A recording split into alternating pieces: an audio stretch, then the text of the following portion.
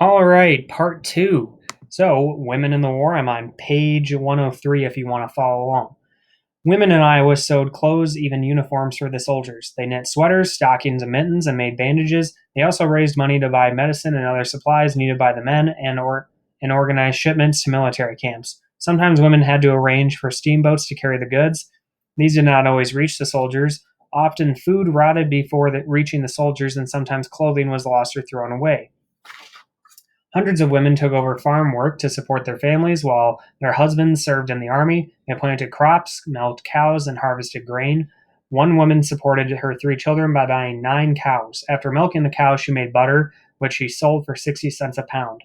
Many women became teachers, but even though they took on many different jobs, some women had trouble making enough money for their families. While their husbands were away, wives wrote them many letters. Some of these letters have been saved, and they show that the lonely wives did their best to cheer up their husbands.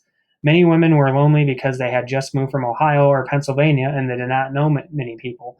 So, one thing to keep in mind that we learned last week, guys, it mentioned how anytime a woman's husband died, it often became the woman's job to manage and run the entire farm, which, as we learned last week, it was a huge job. So whenever their husbands went off to fight in the war, these women had a massive job, and also coupled out with the fact that they didn't know the status of their husband. Oftentimes, it would take weeks probably for a letter written by either one of them to reach each other. So just a very stressful time period. So that next little bit, Annie Wittenmeyer, A Woman in Wartime, it talks about her experience during the Civil War. It's a very interesting little story. If you want to read that, you are more than welcome to. I'm moving on, though, to page 106. People who oppose the war.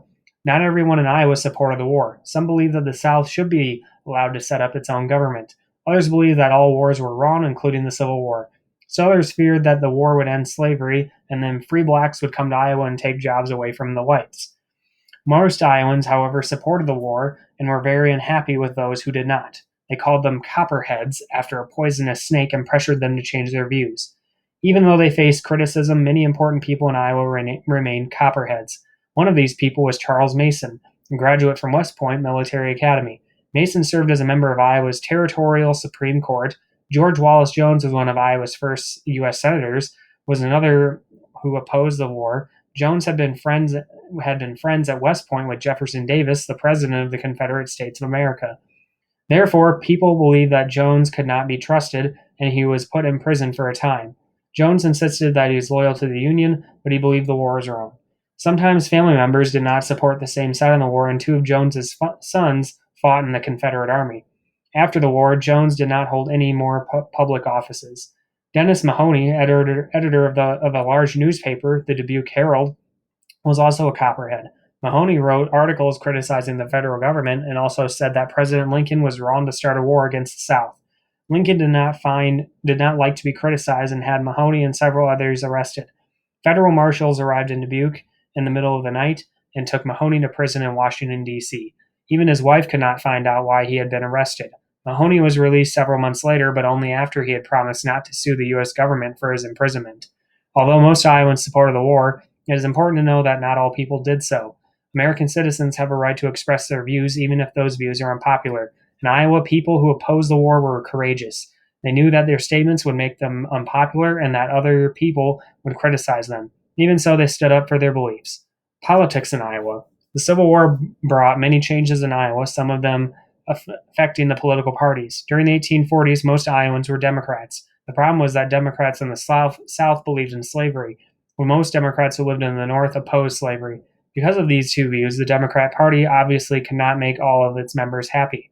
In the 1850s, many Iowans left the Democratic Party and joined a new group, the Republican Party. Unlike the Democrats, the Republicans did not have many members in the South. The Republican Party did not want slavery to spread to states outside the South, but they were not trying to do away with slavery in the South. Iowans liked these views. They agreed that people who lived in the western states and territories should not be allowed to own slaves. In the 1860s, most Iowans voted for Abraham Lincoln, who was the first Republican candidate to become president. After the war, Iowa became a strong Republican state. Iowans were fortunate that no battles were fought in their state Because of that, no homes or businesses were destroyed, and Iowans could go on with work immediately after the war. That was not true in the South, where people suffered for many years because of the destruction caused by the war. After the war, Iowa grew rapidly. More and more people came to start new farms and businesses. They moved into northwest Iowa, the last part of the state to be settled, and so that within a few years after the war, all of Iowa had been settled. Before long, 4 major railroads were completed across the state, which allowed even more new businesses. Iowa also changed as a result of the war. Many Iowans switched from the Democratic to the Republican Party. African Americans in Iowa were given more rights after the war. In 1868, black men were given the right to vote, and later they were allowed to serve in the state legislature. By 1875, black children were attending public schools. The state was growing in every way. So, ultimately, guys, a big effect of the Civil War was Iowa kind of went through just a really growing, prosperous time period where our state was just booming as a whole. Economically, new businesses were coming in, more people were coming to Iowa after the war. The entire state had been settled. There was really no kind of quote unquote frontier in Iowa. So while the Civil War devastated many parts of our country, especially the South, Iowa really prospered after the war. And that was a really big effect. Also, at the end there, it mentions if we were at school normally, we'd probably be already on our last unit of the year, which is just about civil rights, like African Americans trying to get their rights, including like the right to vote and whatnot. And Iowa, guys, even though it mentioned at the start of the book that, or excuse me, the start of the chapter, that like most states and most people, Iowans were not very open to the idea of like having schools be black and white and things like that. Iowa kind of actually was one of the big states that I don't want to say spearheaded the movement for giving African Americans more rights, but in terms of all the states going through that time period, Iowa was probably on the forefront of giving African Americans the most rights. So that's something good for our state. So that was the chapter on the Civil War. I hope you've learned plenty about Iowa's role in the Civil War. There's a short video I'd like you to watch. It just talks about some more specific individuals who played a role from Iowa. And then there's some discussion questions I'd like you to answer. Thanks, guys, and have a great rest of your day.